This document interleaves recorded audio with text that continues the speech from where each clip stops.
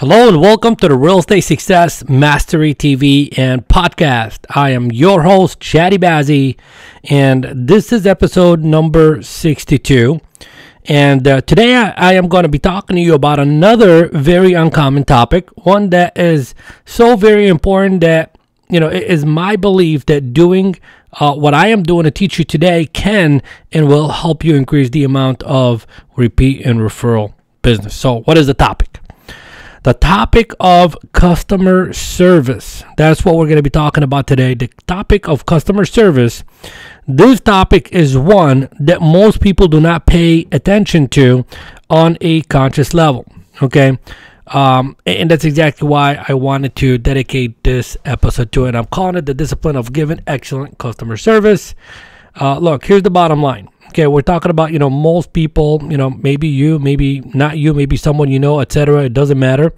Most people know that they must deliver exceptional customer service and think that they do. But many times wonder why they do not get as much repeat and referral business as they know they should. Let me repeat that again. Most people know that they must deliver exceptional customer service, and at the same time, they really think that they do. They really think that they are given an exceptional, customer service. However, many times what happens is that they wonder why they are not getting as much repeat and referral business as they know they should. Look, in most cases, it is because they have either forgotten them. They've been forgotten. You've been forgotten because you don't do a good enough job in following up after the close of the transaction. And this is part of what I call poor customer service. Following up after a transaction closes, is exceptional customer service. Now, following up after, you got to think of it this way. Customer service isn't just happening, before the transaction or just during the transaction. It's also part of what must take place after the close of the transaction. Okay, look, in some cases, it is simply because you did not meet the expectations of the client during their work together. And again, this is a form of poor customer service. Okay, so you've either been forgotten, that's why you're not getting repeat and referral business, which is in essence poor customer service, and or it's simply because you did not meet the expectations of the client during your work together. And again, this is a form of poor customer service. So this is very important and has got to be addressed. Okay, you should have a customer service system in place like you do any other system in place. So let's stop right here for a second. Answer that question, yes or no. Do you have a laid out in writing step-by-step customer service system? Yes or no? Okay, if you did, I applaud you. It's time to take a look at it and let's see what we can do to strengthen it. If you don't, then I am going to say shame on you. Let's put one together right now and turn things around for you. So again, you should have a customer service system in place like you do any other system in your business. And it really isn't that difficult to deliver an exceptional customer experience if you have a system to follow. And today I want to give you a system. Okay, so the system that I'm going to give you right now is, obviously, there is a buyer customer service system and a seller customer service system. The one I'm going to give you is relevant to both, except the buyer system is going to have one extra step, and I'll give that to you at the end. Okay, so step number one, know what they want. In order for you to give exceptional customer service, you got to really know exactly what the client wants. What do they want? And I'm not talking about they want a 3-bedroom, home, a 2-bathroom home on a cul-de-sac, etc. You got to go above and beyond that. So in regards to the seller, know what they want. What do they want? Okay, what do they want? So that's number one, know what they want. Number two, number two is know why they want it. So see what's happening here. What do they want? Okay, they want to sell their home. Why do they want to sell their home? Okay, they want to sell their home because they want to downsize. Okay, well, what will downsizing ultimately do for them? Okay, what is important to them about downsizing? Well, less maintenance, okay, or less overhead, or whatever it may be, or or upsizing, or change a neighborhood, or change a school district, whatever it may be. You got to be very specific. You got to be very specific in knowing exactly what they want, and number two, in knowing exactly why they want it, and number three, know what is important to them in working with a professional like you. So look what I'm talking about here. What does this all have to do with giving exceptional customer service? This has everything to do with giving exceptional customer service. You got to know what the client wants, okay, because when you know what they want, you can give it to them. You got to know why they want it, because when you know why they want it, then your job is going to be easier for you to influence them to really see it when it's right there in front of them, and they have a hard time seeing it and or accepting it and or want to negotiate about it, etc. Okay. Number three, you got to know what is important to them in working with a professional like you. If you know exactly what is important to them in working with a professional like you, then it is your job to show up as the professional that they are looking to be working with. And when you show up as the professional that they are looking to work with, then guess what? Customer service isn't even an issue, because it is an expectation that they have in place that is being fulfilled. So that's 1, 2, and 3. Number 4, always be honest. Always be honest. And this is, why am I talking about honesty here? We're all adults. We're all professionals. Being honest should be, like an expected thing. It's really nothing to really talk about. But let's talk about it, because there's so many people in our industry who are just flat out dishonest. Look, I'm not saying you are. All I'm saying is there's people that you work with who are dishonest. Look, here's the thing.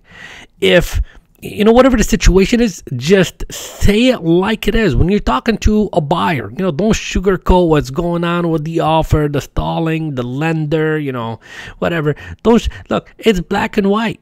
Just say, look, we're having an issue with this, and we're doing everything in our power to resolve it. If it's ugly and doesn't sound good, doesn't look good, don't sugarcoat it. Just tell them the truth. We're having an issue with A. Look, if you're not able to resolve A, then guess what? Then, when they're surprised by it later on, guess what? They're going to blame you for it. They're going to blame you for it. But when you're upfront and honest with them and say, look, we're having an issue with A, B, and C, and I'm doing my darndest best to get that, resolved for you, and for it to turn out in your favor, okay, then should it not work out, they know you've given it all you've got. So number 4, be honest. Number 5, constant communication. Constant communication. Know how they want you to communicate with them. Know how they want you to communicate with them. So I'll give you an example with the sellers. Okay, mandatory. Whether they call you, whether they ask you questions, whether they're emailing you, whether they're texting you, it doesn't matter how they're trying to correspond with you and communicate with you. You gotta have a constant communication plan where you're calling them and you are being in communication with them regardless. So that could be, I would say minimum twice a week. Maybe at the end of the week, like on a Friday, and maybe at the beginning of the week, like on a Monday. Call them up, give them a call, let them know exactly what you've done since your last conversation with them to sell the house. I don't know, maybe you placed a new ad, maybe you shot a video, whatever it is, let them know exactly what you did to get the property sold. That's called giving customer service, exceptional customer service. Let them know what feedback you got from the agents that saw the home.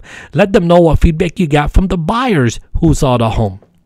Okay, let them know if there's new properties that we're competing with. Let them know if there are, properties that we were competing with that sold. Let them know anything changes that are taking place, etc. Constant communication, and then I put down know how they want you to communicate with them. Do they want you to communicate with them via email? Do they want to be communicated with via Facebook, via text, all of the above, via phone, via cell phone, via home phone, via work phone, etc. You get what I'm talking about, and then respond back to them quickly.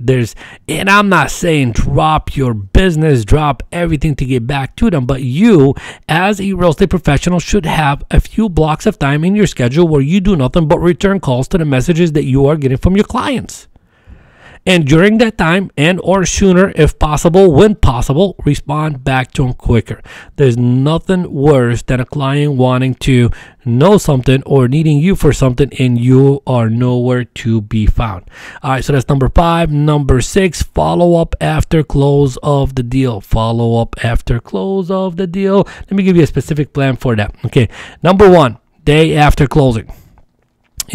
So day after closing. Okay, so now this is, especially when you're working with a buyer. Okay, so you just close the transaction, you gave them the key, you congratulated them. For 9 out of 10 transactions, I'd say that is the end of it over there. Okay, that is the end of it over there. So follow up after close of the deal. Okay, day after closing. So watch and see what we can do here. If it is a buyer, day after closing. If it is a listing that you sold, okay, and someone else was representing the buyer on the other end, adopt the client on the other end. Follow up with them day after closing. Guess what? It's going to make you look so good because their agent ain't going to do that. So day after closing, 1 week after closing, follow up with them. Hey, 1 week. It's been a week since you moved into your new home. Just wanted to give you a quick call. How do you like the neighborhood? Have you met any of the neighbors? Do you need help with anything, etc., etc., etc.? And then again, 30 days after closing. 30 days after closing, and then every 90 days afterwards. Every 90 days afterwards. That right there is literally the basics of just giving exceptional customer service. And for buyers, the final point for buyers is, give them a yearly unsolicited CMA. Once a year on the anniversary of their home purchase, give them an updated CMA. Let them know exactly how much the property is appreciated, etc. This right here, you do this, and I guarantee you they are going to be, at ease giving your name and number as a referral to someone else, So this is it. This is the system. Know what they want, know why they want it, know what is important to them. In working with a professional like you, always be honest, always be in constant communication with them. Know how they want you to communicate with them. Respond back to them quickly. Follow up after the close of the deal, the day after closing, 1 week after closing, 30 days after closing, every 90 days there and after. And for the buyers, give them a yearly solicited CMA. All right, so I guess this is it for today. And, this episode has been sponsored by HandleThisObjection.com. So if you need help with mastering the art of handling objections, make sure you go to HandleThisObjection.com, where we will have a great freebie for you that will help you become better at handling objections. Again, this is Chadi Bazzi saying thank you very much for tuning in to the Real Estate Success Mastery TV. We'll see you very soon in the next episode. Take care. Bye-bye.